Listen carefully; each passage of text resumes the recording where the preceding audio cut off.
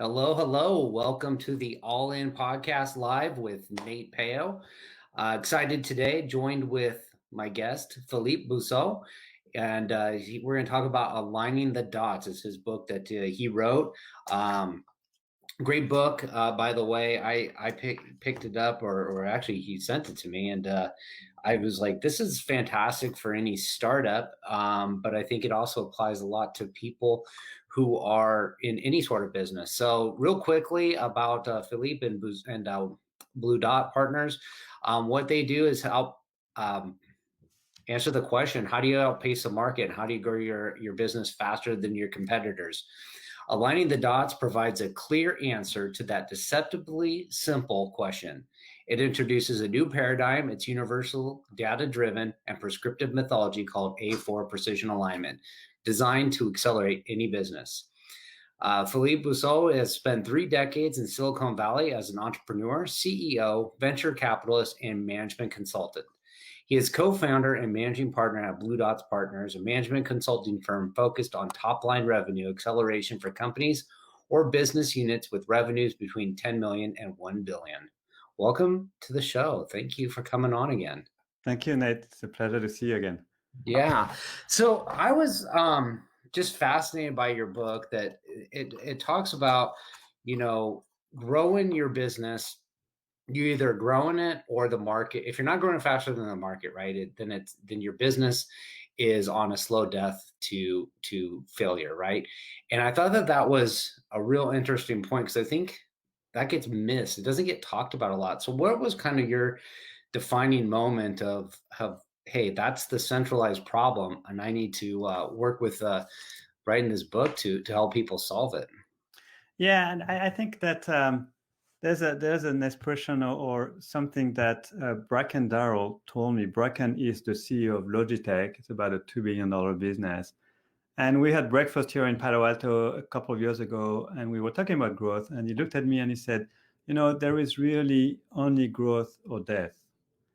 And that is so true.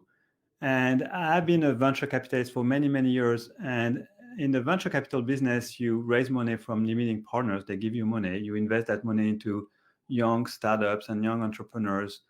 And you're hoping the company will sell or will go public at a much, much higher valuation than the one you paid to buy the initial shares. And I was wondering so we are in the business of investing in shareholder value creation entrepreneurs. And I was wondering how do you create sustainable shareholder value? And I came to the conclusion that I believe there is only one way. In fact, I don't know any other way. And that way is to have a business that's growing faster than the market in which the business operates. Because if you do, you're gaining market share. And if you grow faster, first of all, you cannot become number 1, number 2, number 3 in any market, regardless of what the company does, if you're not growing faster than the market, because you have to gain market shares, and that's how you get to the top 3 positions. And secondly, if you're not growing faster than the market, then your competition is. They are basically eating your lunch. And then if you start, growing less than the market, then you're on this very slow decline towards, irrelevancy, and eventually you're gonna die as a business. You're not gonna be, thriving. And so that's why growth is really, really critical. It is really everything. And I always say, if I meet an entrepreneur and I want to evaluate whether I want to invest in that business or not, but I'm allowed to only ask for one number. I can only ask one question about a number. Which question would I ask? And my question is, well, how fast do you grow compared to the market? So if you tell me you're growing 5 times than the market, then I'm very much more inclined to invest. And if you're saying, well, I'm growing at half the pace of the market, because I know you're losing market share. Mm-hmm. So that's why core is really, really, really important.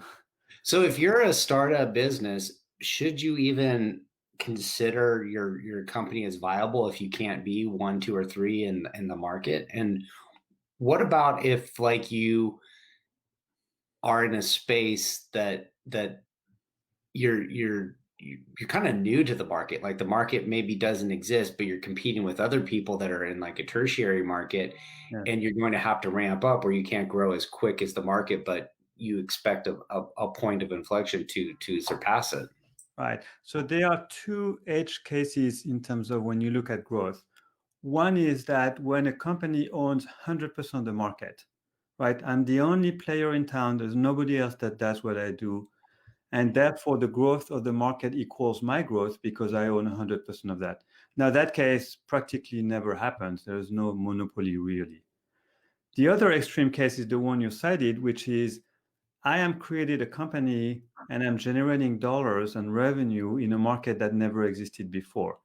So, for example, if you look at the cure for lung cancer, the market is zero. There is no medicine. We don't know how to cure that cancer.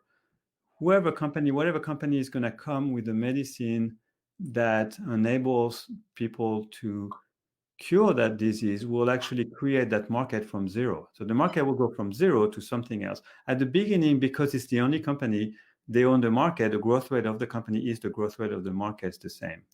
Now, do they need to grow and be number 1, 2, or 3 initially? No. And in fact, if you look at the history of companies, you will realize that most of the winners today were not necessarily the first or the second or third company at the beginning of that market.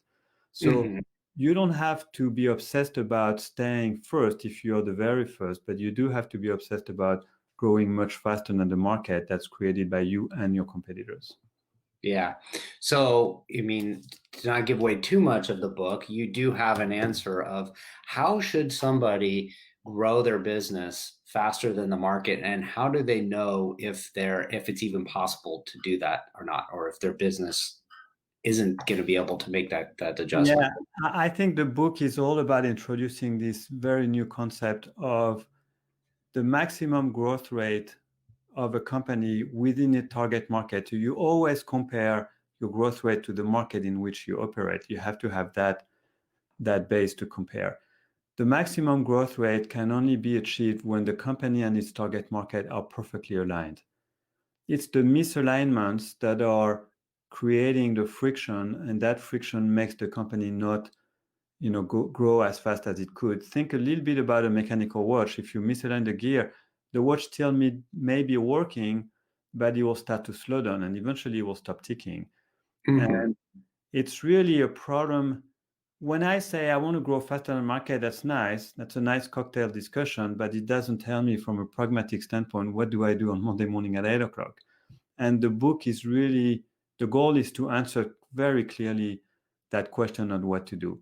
And the answer comes from this notion of alignment, and the book explains what it means, how you measure it, and what you do about it. Yeah. Can you talk a little bit about the examples of the four principles of alignment? Because I love the first one, which is your pain versus claim. Right. So there are 4 universal axes of alignment between any business and its target market. And what I really like about this notion is that those 4 axes of alignments are absolutely universal. I always joke that I can take La Coupole, which is a very famous cafe in Paris where Jean-Paul Sartre used to go, and a lot of intellectuals. But I can take Tesla, which is just a few miles from where I live here, or I can take Boeing, or I can take American Airlines. It doesn't matter what the company does. I can take a dentist with his own business or own business. And the 4 axes are exactly the same. So the first one is that the pain of the customer and the claim that the business is making to address that pain, those 2 things have to be aligned. So I always give the example of a headache. So let's say, Nate, you come to me and you say, I have a headache, and I show you a stomachache pill. Well, you will never buy my pill because your pain is your head, not your stomach. The second axis is the way the claim is expressed, which is the messaging, and the perception, which is the way that claim is understood by the prospect, by the customer. Those 2 things have to be aligned. So let's assume I have a pill for your headache. It costs 99 cents. Your headache will be gone in 5 minutes, but I describe it to you in French. I'm assuming you don't speak French, although you may. Then you're like, what the heck is this guy talking about? You will never buy the pill, even though it's the perfect pill for your headache. That's the second axis. The third one is the way customers want to buy the product, the way they want to acquire that product or that service has to be aligned with the way the business is selling that product or service. So if I said, Ned, you can get my pill, but you have to fly to New York to get it, you can say, well, wait a minute, there's a pharmacy just down the street. Why can't I just walk there and buy the pill? Because that's the way you expect to buy pills. And the last axis of alignment is my favorite one called, actually, I stole it out of the Apple playbook. So I spent 3 years at Apple. And yes, if you ever wonder how I lost my hair, it's because I worked for Steve Jobs directly, starting the e-commerce business. But there is a few lessons I learned from Steve. And one of them is that I came to the realization that there is only one unique business on this planet. And that business is the manufacturing and delivery of delight. When you buy a product, you have a certain delight expectation in your head about that product. Now, you might be low or high, but you have one. As you consume that product from discovery all the way to disposal, as you go through that consumption cycle, your expectation has to be met. There cannot be an impedance mismatch between what you expected and what's delivered. So the expected delight and what is delivered have to be aligned. And when you align that business, then you make a customer a happy customer, because what he got is what he or she expected. And then he's going to tell other people and he's going to be happy. So the 4 axis of alignment is that, so back to my pill example, imagine you swallow the pill and suddenly you have a rash on your skin and a stomach ache, where you were hoping that it would cure your headache in 10 minutes because that's what I told you. And if that's not the case, you're not going to be happy. And I'm not going to grow my business. So to summarize, the 4 axes is the pain of the customer and the claim the company makes have to be aligned. The message of the company, which is the expression of the claim, and the perception of what that claim is, have to be aligned. The way customers want to buy and the way the company sells in the marketplace have to be aligned. And then the expected delight and what's delivered have to be aligned. And I argue that if you align your business perfectly along those 4 axes, you will realize the maximum possible growth rate within the market you're targeting. And that's it. Yeah, I like how everything is relatable to the pain, the claim, and then even the delivery of the delight, because sometimes we don't have a real high expectation of that delivery, right? We're just hey, it's not. And if you can improve on that and you can deliver a higher expectation, you're going to do better. Well, the other thing you can do is lower the expectation. And I know it sounds very counterintuitive, but if I'm building a product and customer expects certain attributes of that product, and it's very hard for me to manufacture or to design, well, maybe I can actually reduce the expectation. So I give you an example. If I sell you this glass, you would expect to buy it for maybe 30 cents, 50 cents, no more than $1 for sure. But let's assume that glass is very heavy for some reason. And you try to drink and you can, because it's really heavy. Well, if I don't say anything, your expectation will not be met. You don't expect this to be heavy as a glass. Mm-hmm. Now, if I said, Nate, I'm going to sell you a glass, but it's a little bit particular. It's really heavy. And the reason it's heavy is because it never breaks. You can drop it anywhere. It will never break. Well, suddenly I've changed your expectation and I haven't changed my product. And now we're aligned. And now as you use the glass, you're going to be happy. In fact, you may tell other people, say, yeah, it's heavy because it's unbreakable. Mm-hmm. So it's a lot faster and cheaper to change the expectation rather than to redesign my glass so that it becomes light, for some reason. Yeah. So there's a process that you go through to evaluate your business on each of these aspects. And so do you need to attack them 1, 2, 3, 4, or do you attack them simultaneously? Well, if you have an existing business and you know that one of those 4 axes is the weakest, then you start there. If you're an entrepreneur and have an idea and you want to transform that idea into a product that people will buy, people will consume, people will be happy about, then you need to start using those 4 lenses and look at your business through those 4 lenses and say, okay, I'm going to start this company doing this. What is really the pain? What's my claim? And how am I going to sell? What's my message? And you go through them sequentially because that's the natural way of buying, right? Mm-hmm. The pain, a claim, and you get the message, and then you decide to buy, and then you consume. So I'd say it depends on where you are, how mature is your business. Okay. Now I see a lot of that happening, especially in the pain versus claim space, because a lot of times we don't understand the customer's pain point. And this has happened to me a bunch of times where I've been interviewing companies like, hey, I got this problem I want solved. And they go, okay, we can solve any problem you throw at me, and here's these solutions we do to do it. And it's like, okay, well, your solutions solve about 80% of the problem, but because it doesn't solve 100% of the problem, it's basically 0% of the problem. And so they're like trying to shoehorn a solution in, and I don't think that they really listen to hear the pain first, Right. and then they're trying to provide, like, here's the claim. But I think you can also flip it. Sometimes people have to rewrite their claim story to match the pain they're actually Yeah. solving. Yeah. So it's a really interesting point. I think that you have to test the pain. So if you come to me and you say, well, I have a pain in my shoulder, I'm actually very tempted to push on your shoulder and poke like a doctor would do and say, does it hurt? Does it hurt more? Otherwise, the pain may not be expressed. We're actually working with a company now, it's a fascinating company, where the sales guys tell me, well, they don't have a pain until I tell them they have a pain. And what it really means is that the pain is latent but isn't materialized. So I'm going to give you an example.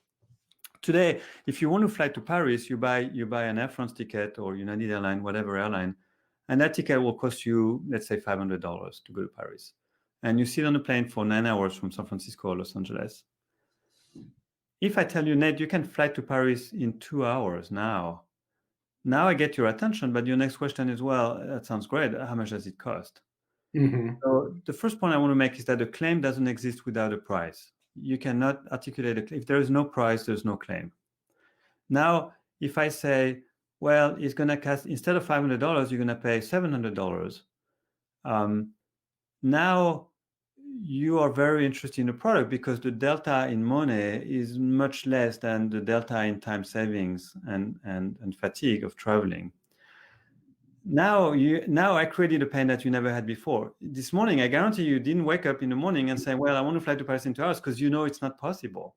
Mm-hmm. But if I come to you with a real product, it has to be honest and authentic. And I describe you can go to Paris for in 2 hours for $200 more. I guarantee you next time you're going to go to France or wherever, you're going to want to buy that ticket. So now the pain exists and it didn't exist before. That's what I mean by the expression of the pain, on the latency of the pain.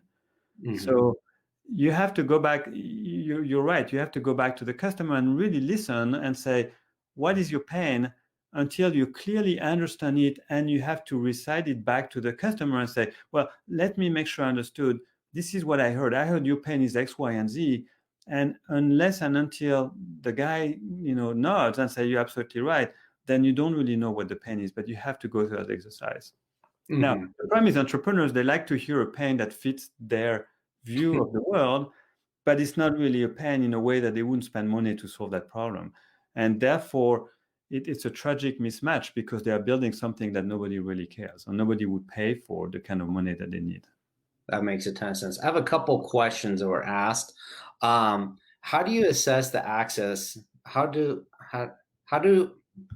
we access the access to determine which is the weakest? Yeah. So in the book, there is a really critical element of the book is the measurement of those pains, the measurement of those alignments. So we created a methodology which is explained in the book, and in fact, some of the tools that we created are actually described in the book. The tools enables you, the entrepreneur, to measure the coefficient of alignment of each of those four axes between 0% and 100%. So perfect alignment and perfect misalignment, if you will. And it's the measurement. So it's very data driven, which is why it applies to companies that have enough customers and enough, transactions. This analysis, the reason we wanted to measure it is because it highlights exactly the causes of the misalignments. It's a little bit like a doctor who's an X-ray machine. He can look at the image and say, okay, I know you have a fracture right there.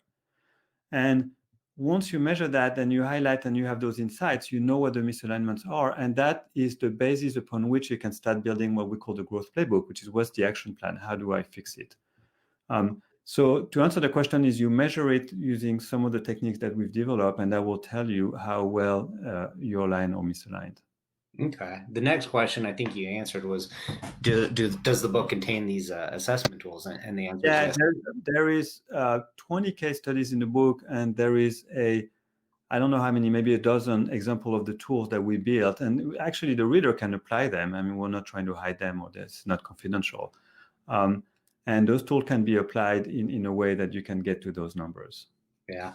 Now, you talked a little bit about having a company with enough customers to get real data. And that was my question is like, how do you make sure that the person that's evaluating it isn't too close to the problem and they're not seeing the gap between the alignments? Yeah, it's a really good comment. I think that I would argue that companies are really bad at diagnostic, at making a diagnostic of where they are misaligned. And the reason is the huge amount of bias. I think to be an entrepreneur, you have to be crazy and enthusiastic.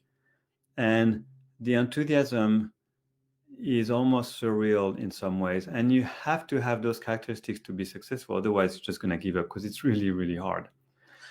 And so I think that if you want to assess how well you align and if you want to listen to customer, the best is to find somebody like us or somebody else who's going to ask those questions.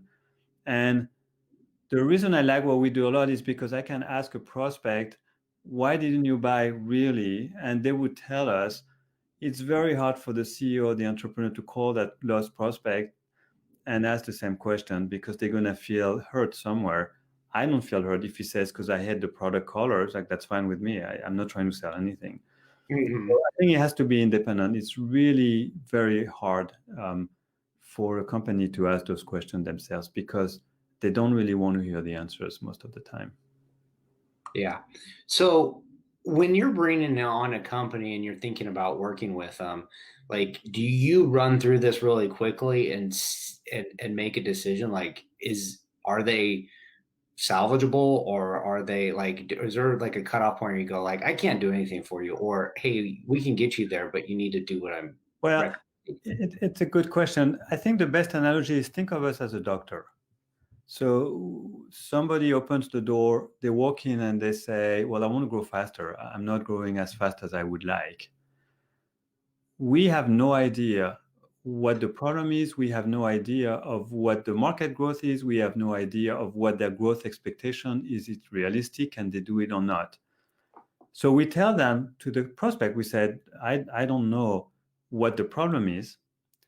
But if we work together, it turns out that we have an X-ray machine, we have a blood work machine, we have an MRI machine, we have all those tools that we build. They are our tools. And once we run your data and once we do the analysis and talk to your customers and prospects, we will know exactly what the issue is and we will tell you. Now, I always tell prospects, it's possible that we'll tell you there is no there. How would you feel about that? And most of the time they say, oh, that's fine. I want to know the truth. The reality is they don't really like it. But if there is no there, we will tell them exactly the same way a doctor will tell the patient, well, I'm so sorry, you have stage 3 cancer, because that's what the analysis shows.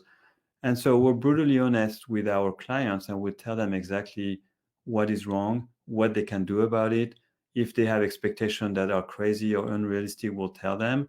And then they can decide whether they want to take the pills or not and take the treatment. But that's up to them. That's good stuff. So you do work with businesses in that 10 million to $1 billion range, but talk a little bit about the people that typically you work the best with that really get the most out of your services. Yeah, I think for us, our ideal customer prospect, the ICP, are companies between 10 million and $1 billion. And again, 10 million because they have to have enough data for us to be statistically correct in our analysis. And we work with the CEO, so we only sell to the CEO. The CEO he owns the problem. If a CEO doesn't get up in the morning and say, how do I grow faster? Then we can't work with that person and we will not be interested in working with that person. And so the CEO has to feel a sense of urgency to grow. And secondly, has to be willing to work with consultants. There are CEOs that don't like consultants, they don't trust them, they don't want to work with them. And in that case, it doesn't work because it's like if you don't trust your doctor, then don't go and see the doctor. It doesn't make any sense. Mm-hmm. We did have one more question, which was, are you deconstructing the business process?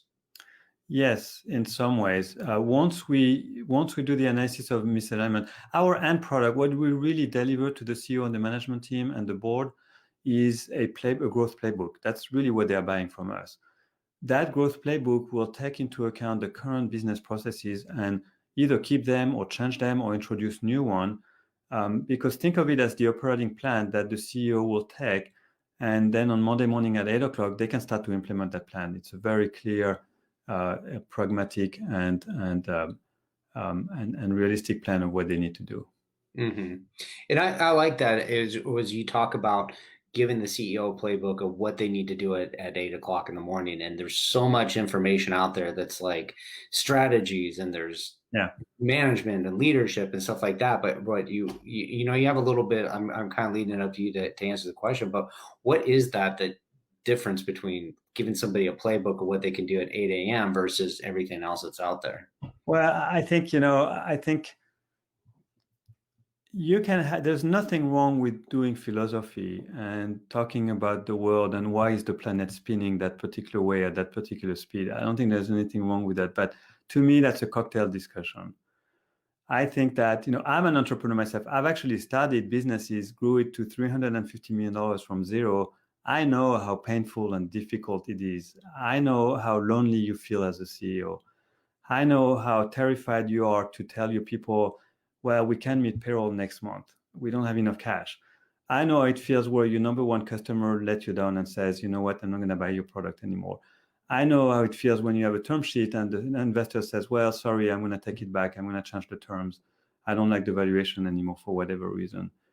So that I developed a very high sense of pragmatism in terms of building businesses, because at the end of the day, that's what matters. It's the work that you do in and out every day, weekend included.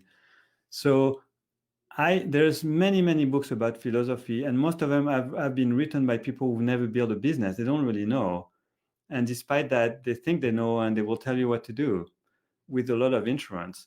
My view is that, can I deliver value and help an entrepreneur or CEO make the best possible decision in the context of his market and what he has, and really so that he can actually do something. And what I really want to do is measure the efficiency of the efficacy, to use a term widely used nowadays, and see if it worked or not. That's really what I'm interested.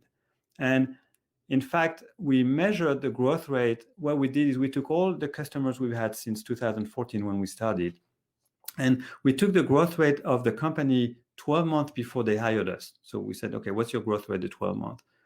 Then for the companies that implemented at least 50% of the playbook that we gave them, at least 50%, we measured the growth rate 12 months after the start of the implementation.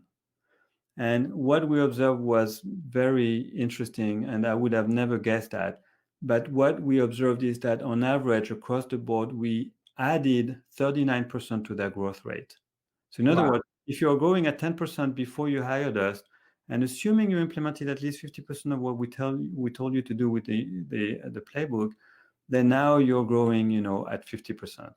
And so there's a significant uplift in the growth rate.